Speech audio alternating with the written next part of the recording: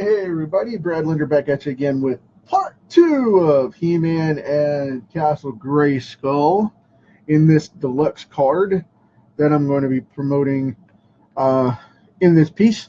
So, what we got going on is I'm going to be doing He-Man and the sword of power and the wonderful lightning that goes around. So, we're going to nail this out pretty quick. I'm going to share this over with the channel on the page so we can knock it out and have some fun with that. So bear with me just about 2 seconds here. Don't go running anywhere. I'm right here. Now, sharing this over with the page, and 3, 2, 1, click, and we have it. Cool deal. Now I've got it on the channel as well. So we're going to get right into this. I'm going to color up He-Man's hair first of all because it's the lightest color of all, and I want to make sure that it comes in really clean and clear, and we have it out of the way.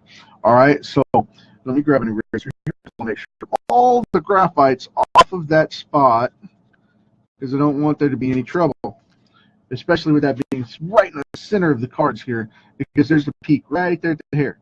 So I'm going to come in with this yellow 06, which is a great color for this because it gives it that natural bright canary yellow highlight, which we're going to go in with a couple of other colors and knock this out real quick and dim it down, and it'll give us that finished hair look. Now, I know that's not the traditional He-Man mullet, but what I wanted to do was come in with a couple of different colors and liven this up a little bit, okay? So I'm going to go in with a fluorescent yellow, 1, and I'm going to give it kind of a warmer tone because, believe it or not, being fluorescent doesn't necessarily mean it's overwhelmingly bright. It's just a rich yellow. So we've got that going on, and I'm going to tone that down a little bit so now it looks a little more like hair because I've got the two colors meshing through it. Now I'm going to go in with yellow 19, which I love this one because it is just warm enough and just bright enough to handle that and give it a natural brown tone. It's got just enough red in it to where it's warm enough to make it look like hair. Okay, and we're just going to go over this just a little bit here and there sporadically. So like I said, make it mix because the best hair coloring has 3 or 4 different tones in it, and that's the way natural human hair is. It has 3 or 4 colors in it. So I'm going to mix in a yellow red 14 on top of this real quick. This has a little bit warmer pinkish orange color, and it's going to make those natural browns come out to where his hair looks like it has shadows in it and a nice warmer tone. But I don't want him to look like Carrot Top, so we want to go with a nice red tone rather than a bright yellow. Now I'm going to leave that like that right there. That is He-Man's hair. I'm going to set these over to the side so we have them out of the way. Now I'm going to move into the cool part of his trunks and his boots first to get them out of the way, okay? This one is going to be an interesting one because I have almost, it's called Lipstick Natural. It's E04. It has almost a salmon color to it, okay, that type of quality. Now I'm going to go into his trunks here for his loincloth and going to get this colored out, and then I'll do the same thing with his boots, and we will build them up as we go along really quickly to hammer those out so they can set up, because this is going to have a really cool reddish brown type of look to it, but I'm adding this as the base color so that it'll look like fur. And the reason you do that is it gives it a hide look, and by that I mean it has like a leathery hide underneath it, and it looks more like it's organic, like it's an animal, rather than just having it be, you know, faux fur or whatever that makes it look even worse than what it actually is.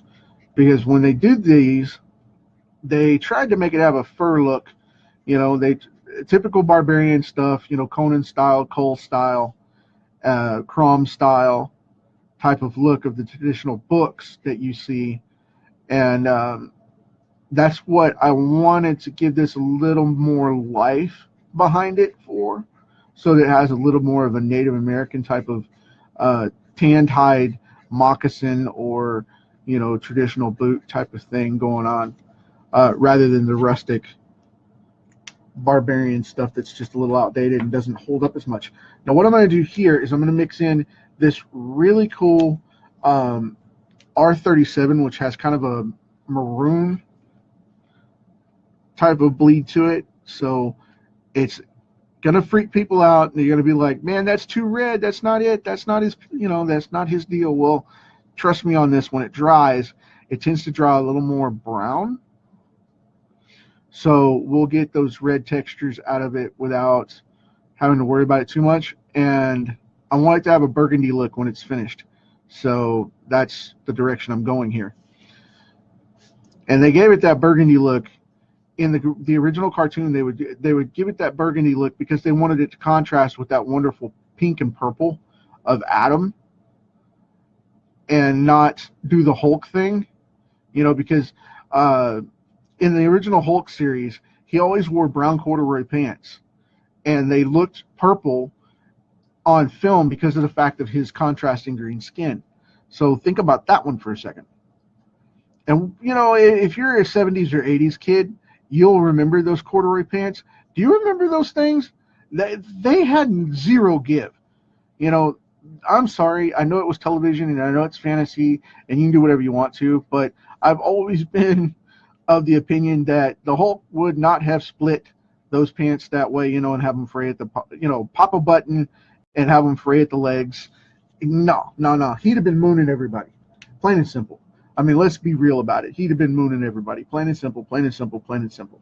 Now, I'm going to save this one for later because I've got something else to do with it throughout this process. But I'm going to go in with an E9, an E09, okay? Now, this is where the brown is going to come in and pull all that together. We're going to start right here in the middle so I can work my way out here so I don't get streaks on this and have it color out and show as different variations of tone here, because I don't know if this is going to streak out or not. So I'm going to let this just kind of sink in and do its thing. I'm making sure I'm not oversaturating the card so it doesn't start running over all over the place when I'm not looking. Same thing with the boots. Gonna knock that out. Boom. Done deal. Yay, yes, we've got progression. So the boots I'm not so worried about as much as the loincloth, because of the fact that it's right in the center of the picture. It's in that oval of the eye catch. And this jaw encases everything right here to make He-Man the focal point. And I do not want them looking at his jaws. So you guys aren't supposed to notice that stuff. So, you're supposed to notice what I put the focal point on. And being a part of that center oval, I want to make sure everything's in sync. So I'm going to take a quick second and say hi to everybody.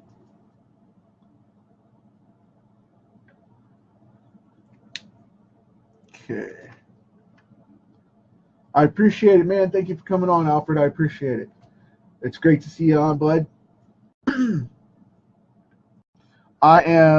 It's fine with the typo, man. He's using voice, so he's got a couple of errors coming through, but that's okay. It's all good. Let's see. Gonna knock this out with a double. It's an E00 as the foundation because He-Man's kind of pale. He's kind of pasty at times, so we got to go this route to pull it all together. That's what I'm gonna pull those yellows back over for. I forgot the eyebrows. I'm gonna stop right there and grab those because I can go in with the Y19 and give that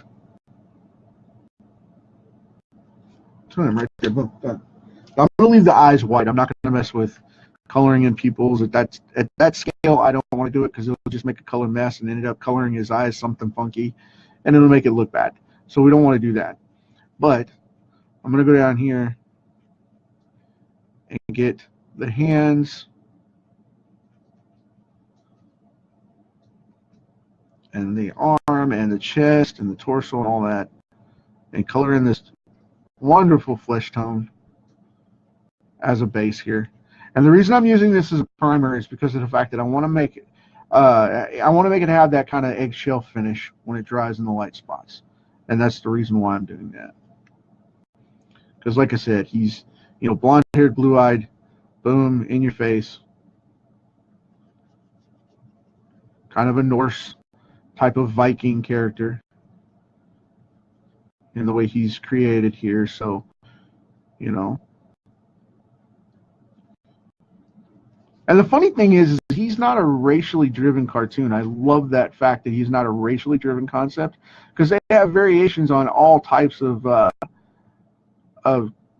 characters and different personalities and stuff, but they're all aliens. So, you know, it's kind of like Star Trek using the human form, the humanoid form for all the different aliens being different races and colors and whatnot.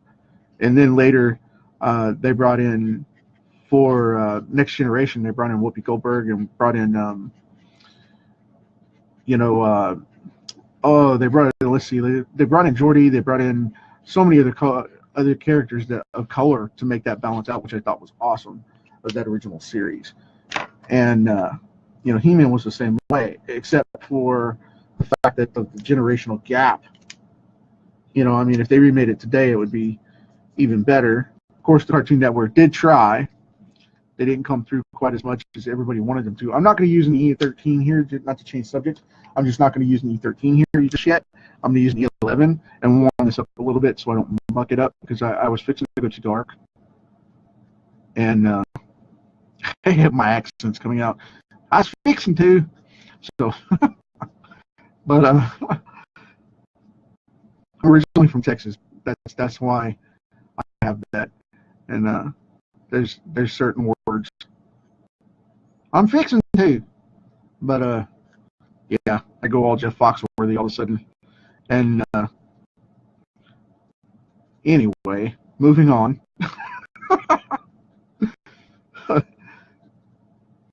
I was about to use the wrong color there and tone that a different way, and I don't want to do that. I want to bring this out. So we'll get all this going on. And I love being from the country, by the way. I don't try to hide it or anything. It's just I want to speak clearly for you guys. And that accent tends to bother some people. It's not the best radio voice. Let's put it that way. It's not the best radio voice. But when I get tired and when I come back from trips from down there to visit family and stuff, it comes out really hard. And it's funny. Because for like 3 days, I'll be like, man, y'all want to do something? But it is what it is. So, moving on.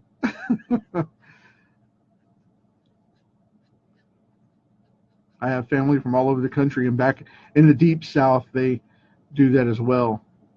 So, it's funny. And I exaggerate it there, doing the voices and things, which I do for fun. If you guys ever get to hang out with me, I tend to be a wild card sometimes. But we've got He-Man, and I'm going to get this upper neck and whatnot here so we can go on with that. Get up underneath that hairline a little bit, bottom of the nose, underneath the lip, just a little, underneath the chin. There we go, cool. Now he's all baselined for, oops, I dropped the marker. He's all baselined for the next step here, which now I'm going to bring in this E13, which I really love to shade tans with on this one. So I'm going to put in this dark shadow right here in the bottom, right underneath the edge of the ribs, right underneath the edge of the pec, and we're going to get underneath this arm where the lightning doesn't quite hit as much. Get up underneath the arm here. And we're going to go this route like this, because we just want to put in subtle shadows here, because you got to remember we've got that lightning coming up, and it's coming from the top down, so it's going to be really, really intense. Okay? So, got that coming off there. And go right along that hairline for the deeper stuff. Boom. right underneath those eyes. Not so much on the lip and chin. So we have that going on that way. And just a little, because this is beside of him, it's a little further back, because he's leaning forward with that sword arm coming up, so it's kind of tilted. And we get a little less of the light. Shade this side of the knuckles. Just a little bit like that. Now he's coming together really quick. I really, really dig this because he's going to jump right out. And to be so tiny, it's kind of a pain to do this much detail in it. But like I did yesterday with the Castle GraySkull, it's got to be done. You know, you got to do it. If you're going to do it, you got to do it right. And there's so much to be pulled together and directed in that manner. So I really dig this stuff.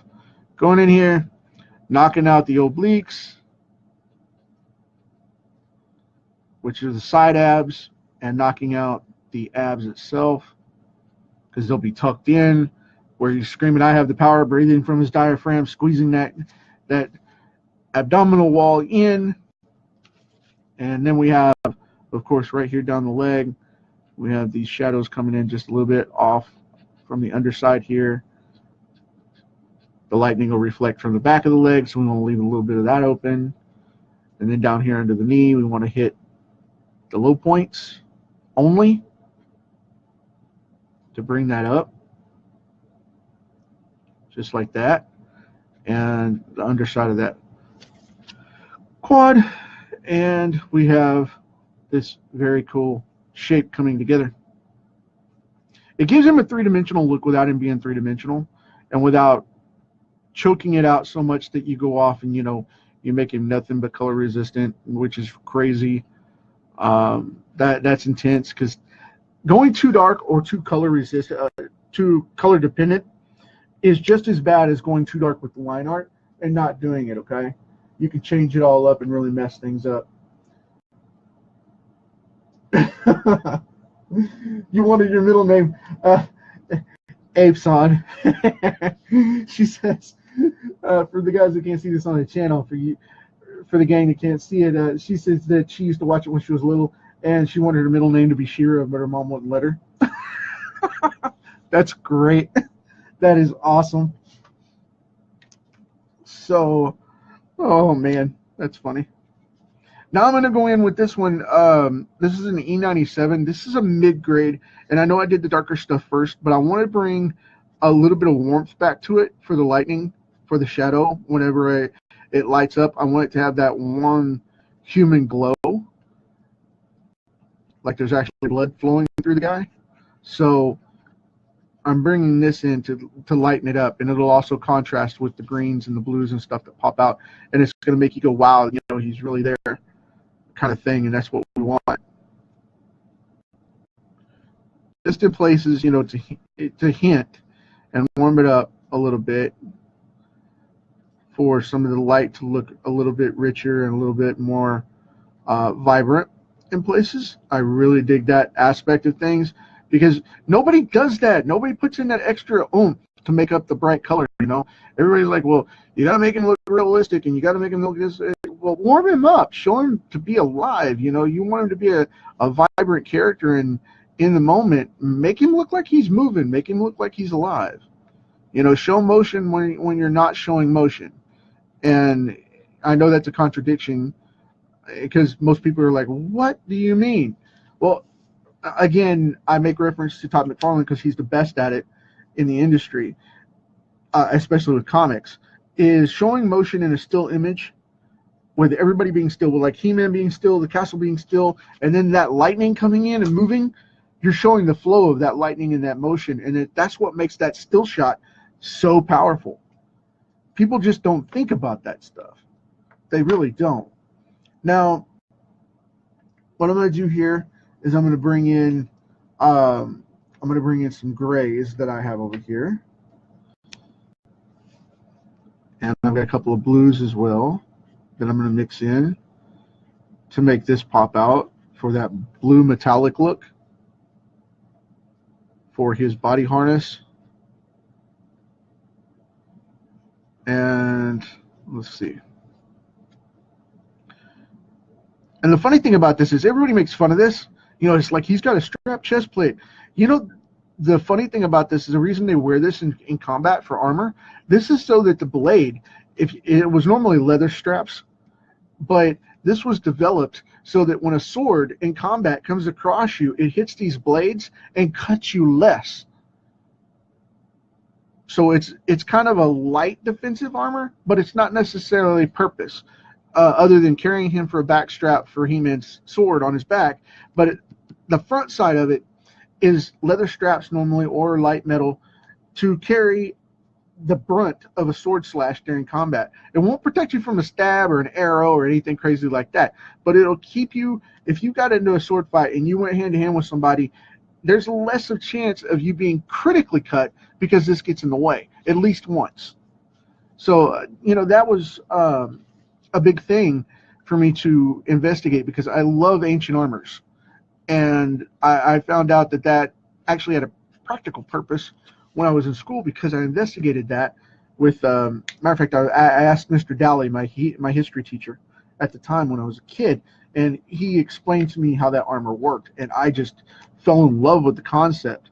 And it made me an armor junkie, and it improved my weapon design probably, I don't know, 300% literally.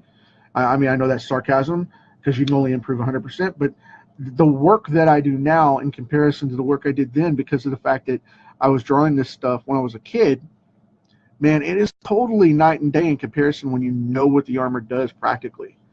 It's just like knowing how to use a firearm and what that firearm does for what situation and putting that character in it, and it'll change your world and how you progress with this kind of stuff. So think about that. Now I'm using, for the sword of power, I'm using, I'm not going full gray on it. I've got a pure, it's called a pale blue gray. It's a B60 from Copic, and it has just a little bit of a bluish gray tinge to it. And I like to use that one because of the fact that it offsets everything just a little bit. So, and that was also the reason, you know, they would use these like gauntlets and protect themselves. The metal wristbands, they use them as protection gauntlets. You know, so when you see somebody like that, it's like, why does he have wrestling wristbands? It's not. It's actual armor, believe it or not. And I know I didn't put the ribbing in with the little notches and the buttons and whatnot, but I didn't want to do that on this piece because I didn't want it to burn out with detail, okay? So now we've got that going on. I'm going to come in and put in his crest here real quick, which is a really, really hard red. And I know I'm using the Sharpie red again, but that's one of the purest reds you can get is a Sharpie red. And then go back to this this R37 here, and I'm going to let that sit with little dots in the middle of it, kind of Venom style, where it's got the edges around it, and it'll give that natural shadow and that three-dimensional look. So we'll be able to pull that off. Now, next thing I'm going to do is I'm going to go straight in one more time with this one because I have to get this hand up here. And then we're going to get into this lighting. And we're going to start marking out this power sword and bringing this all together. So we're going to do the bottom side of these knuckles, bottom side of the fingers, because that's the most shadowed spot. And here we go. I'm going to be using a Bic whiteout pen, a correction pen. It's just a shake and squeeze for the thicker lines. And I'm going to be using a Jelly Roll number 8 for the thinner lines. So you guys are going to have to bear with me on this. We are going to have some fun here. So I'm going to go over, I'm just kind of checking stuff out a little bit. So I'm going to start out with this one, and then I'm going to thicken up with the other one. Got to get my ink flowing here. Bear with me. So here we go. We're going to go right off the top here, and I'm just going to kind of pick a spot. And I know I'm not connecting yet. And this is right as he says the phrase, and the power sparks off. And I kind of want this to be, I don't want it to be looped. But I want that static to come out this way because we're doing it at the point now to where he's going to be giving off that static charge at the beginning. And it's going to go right out over this castle marker of the turret. So we're going to kind of get this going on. And I know this may be tough to see here right at the top. Bear with me.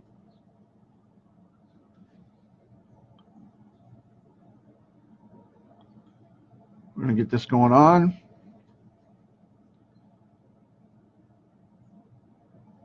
Okay. So we got this going with the static. I really dig this because it crosses and does all this cool stuff like this. Comes out across the board, right? Well, I know this is going to be a little intense at first because it's like, man, you're doing all those lines right across everything. Well, the reason I'm doing that is because I want it to branch out, because like I said, I want it to look like the lightning from the magic comes out and really gets going. And it's right at that point where he makes the transformation. So, and whenever I go back in with this thicker whiteout pen, it's going to pull it all together for us, and we're not going to have to worry about that. Okay. Now I've got that side kind of going on. I don't want to overwhelm it because I'm going to thicken up some of these spots. So now I'm going to come back down in here, come back down this way, and it goes down kind of like this in this array. Come back down here across the face a little bit.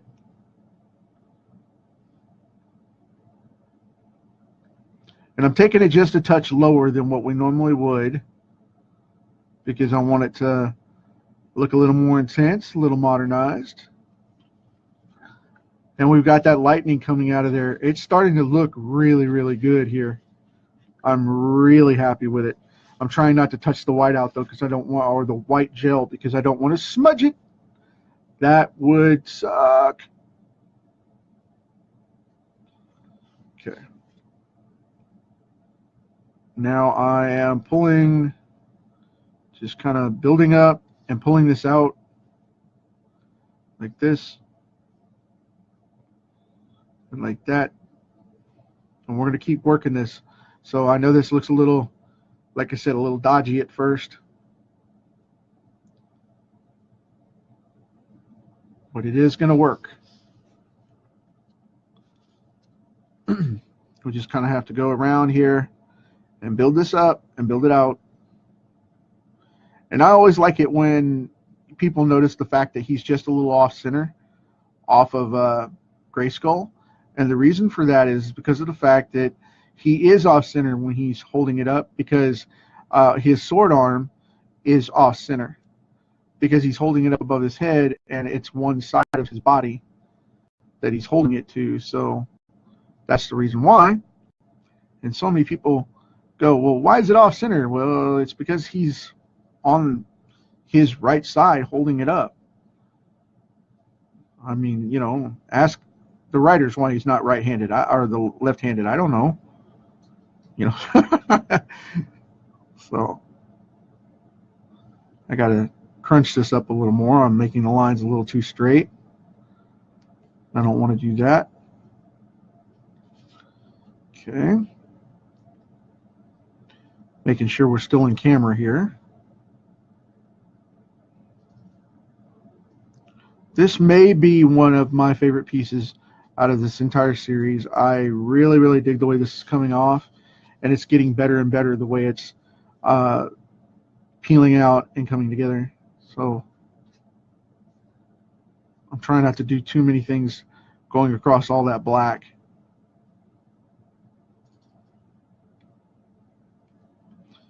Okay, I'll bring it back up in range a little bit now. Right here through the middle. And I know a lot of this is hard to see at first, but when it's dry, it will show up through the ink. And when I overlay it again, it will, with a second coat, it will show up. So I want to put in that second line.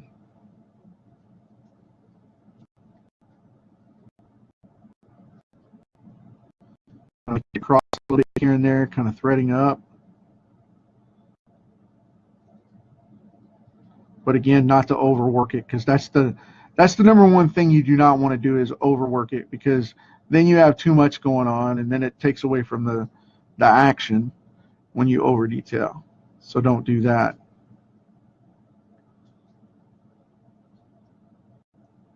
Okay. Just want to kind of spread this out a little bit more. Get a few more of these in here like this. And there we go. We've got kind of a gap here, a gap here, because I want to make it broader and thicker down through here. So I'm going to put in a couple more just to kind of close those gaps a little bit.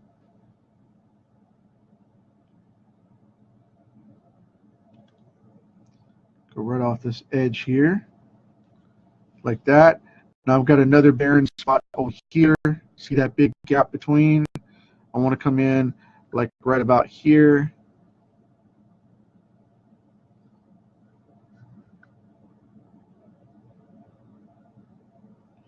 Make sure my ink's sticking with me here. There we go. Cool deal. So that's got that going on. Now we're going to put a couple down in here like this to make it look like it's trickling off.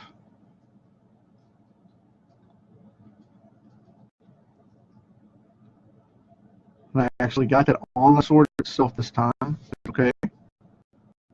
I'll fray out a little bit. And as I put in the sword here, I'm walking a little bit over. Just walk it over just a little bit in places. Don't do the whole thing, because you want that black to show through for the sword line itself.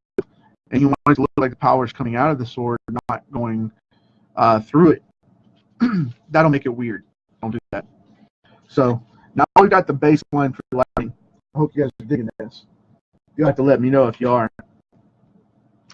So now I've got my big blunt wide out pin here. I'm kind of tapping this over and building it with me, because I want to make sure it doesn't clot or run crazy while I'm working on it. So now we're going to get these mains in place, and away from the sword itself. Don't make contact with the sword itself, but go around it. I'm going to kind of dab this in and build it up. And as it sets, I'll go back over it with a cleaner line and be able to build that up. But I want to just dab it on there to make the power kind of come off this way. And if it has blotches in it or holes in it, that's okay. Leave those on there, because what it'll make it look like is it'll make it look like the power burst is more organic than having to have it come right out of the sword, you know, and look just like it's taking it over. It'll look like it's around it instead of on it. So if the pin tip doesn't work for you, just leave it alone, you know. Let it walk and do its thing. Now we've got this coming on. Now we're going to do this thing here.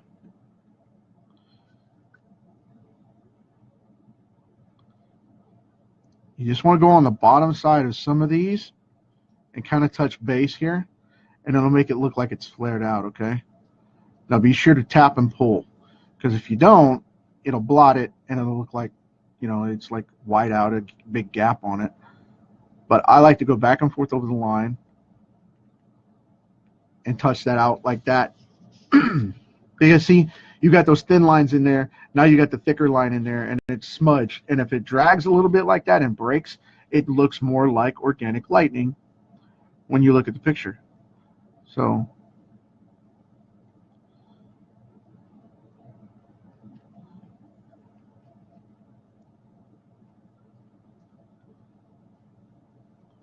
you can put in dabs around here, kind of Kirby crackle things going on, and splotch like that for the energy moving around. Makes it look a little cooler.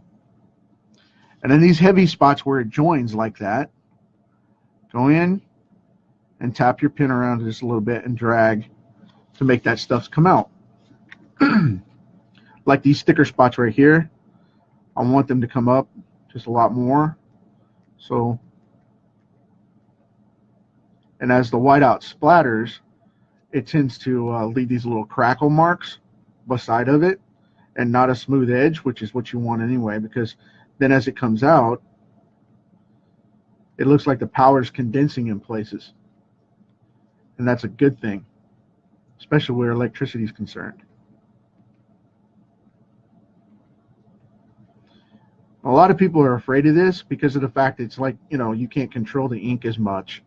So, but for me, I like it because of the fact that I can use that to my advantage.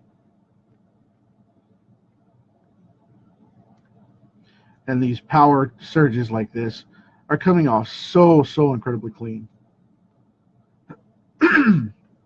I know it doesn't look like that at first, and it looks like, man, you're eating up all that white that you just put down. Think about this. Power pulses in ripples, okay? It's not a pure stream. It pulses out in ripples so that you get that effect. It comes out in pulses. So you have this pulse, that pulse, this pulse. Along the chain, you'll have, like a heart monitor, you'll have pulses go along. That's pretty much what you're seeing in this. It's got weak spots and heavy spots, weak spots and heavy spots. And as long as you know what you're doing with that, you can really make it work to your advantage just by thickening up this line in certain places, which a lot of people will fail to do because they're afraid of it. I, for one, am not. I don't care. I have fun with it. However, you have to keep your fingers off of it because you get that. But I just won't touch my hand back to the card, but that's okay. Rub that excess off there. And that experience comes with a lot of painting, a lot of old school painting. You're going to get dirty. It happens. When you're messing with whiteout, you're going to get dirty no matter what. You're going to get dirty. Just give it up and say, I'm going to get dirty. Because if you don't get dirty, you're probably not doing it right.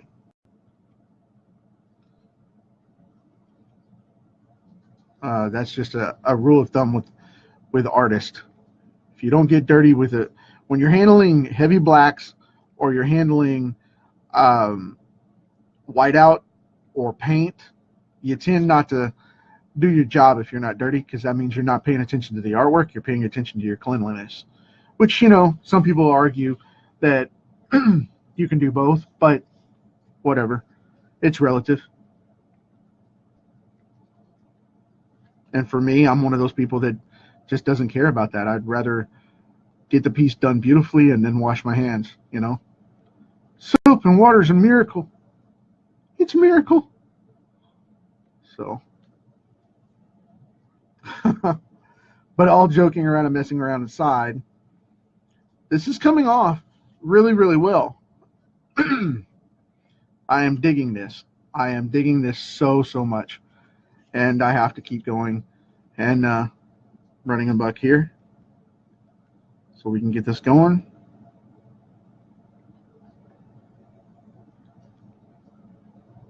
Because there will be people out there that see this and they'll be like, well, why didn't you go with the like thick lines and all the way through and whatnot? And it's because since then we know that electricity doesn't really carry current in a uniform fashion. It does it however it wants to, you know. And sometimes you get heavy pulses out of it, sometimes you get light streams out of it, sometimes you get whatever, you know.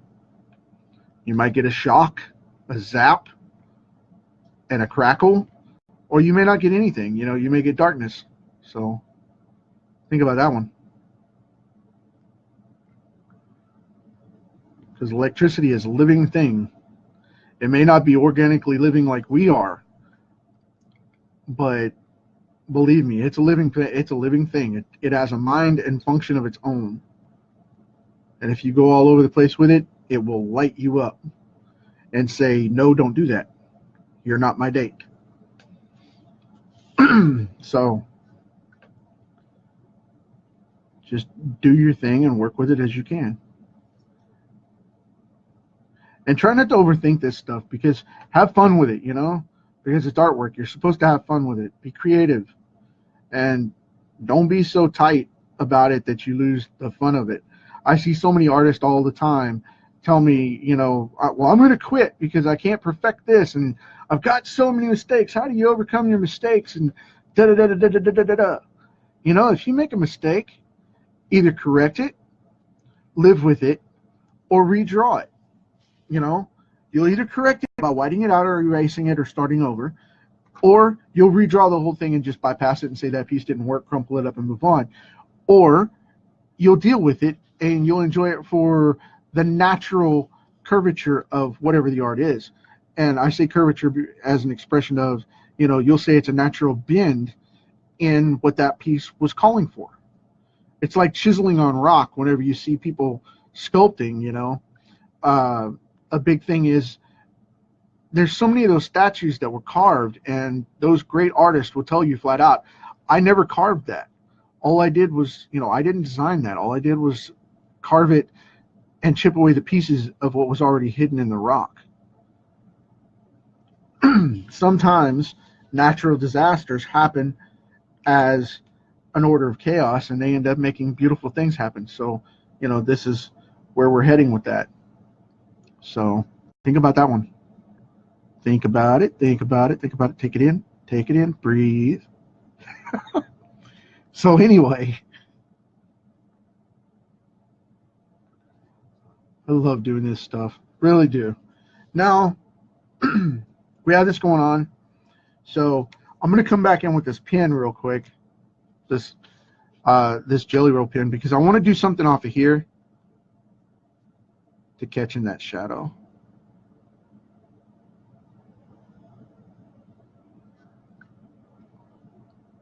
Okay. And the reason I did that is because I want to balance it out from the nose.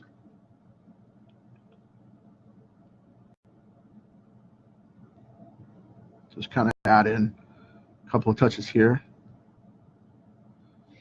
So it goes off from the nose, and it looks like it's supposed to. Now, I'm not going to do the thick stuff like most people would. They would go in and do seriously thick lines and make this all stream out and whatnot. I am leaving this very simple, just like this for you guys. Okay? I'm going to do this because I want to have this nice and open rather than the thick, hairy lines. I want it to be right at that end of the transition of He-Man from Adam, where the sword calms down, and then he pulls it down and it has the white line around him kind of thing. That's what we're going to be doing here. So now I'm going to go in and I'm going to put a little bit of a white line right around Adam, or He-Man in this case.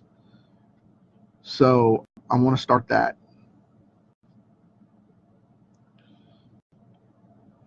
Because normally I wouldn't come that close to the character and make that happen, but I want to show that power sitting down there. And I'm going to have to do it with the white out, so I'm going to have to be very careful. Now I'm cleaning this up, so this stuff dries very quick. So I'm cleaning this tip up so I can go around without killing my black lines for the character.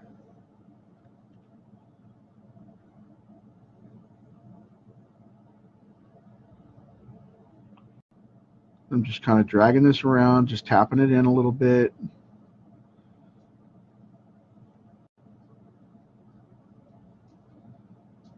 Because I don't want it to cover He-Man. It's supposed to be around him, not over him. Okay? And I just want to put in that flow there so we can see that happen.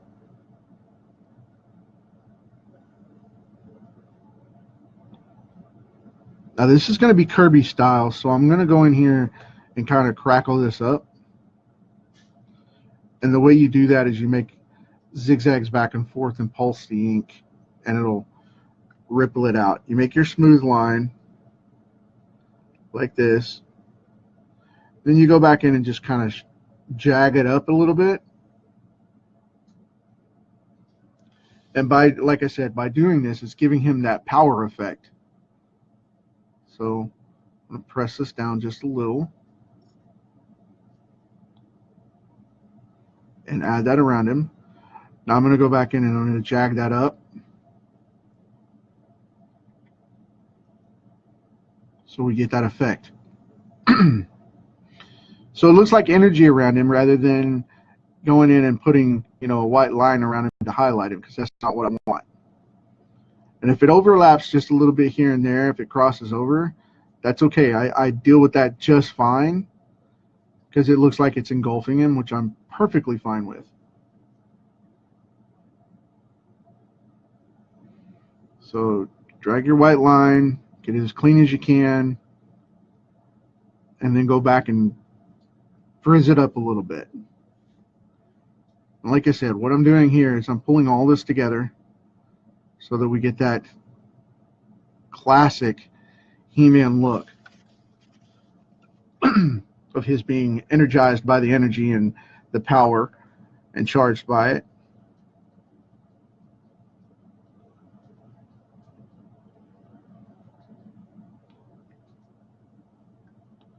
And if he gets a little overzealous here, it's fine.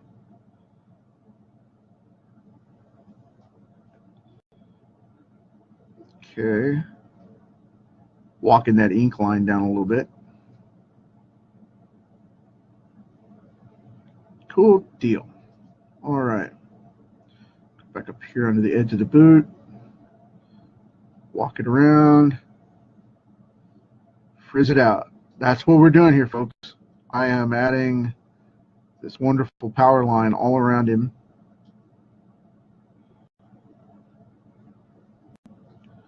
And having it engulf him just a little bit here and there, like I did with the sword, just crossing over into that black line just a little, because we don't want to sink it in to where we kill the black line of the artwork, because that's no fun. So, and that way it looks like, if you do it just in part and stop it like the hilt here, the reason I'm stopping at the hilt with the major white line is because it looks like all this is flowing down through him and then back up and out and coming out into the burst going out this way. So that's why we have that energy around him. Now, with that said, we have this really cool look of He-Man with the energy and everything coming off of him. I think we have a really cool piece here.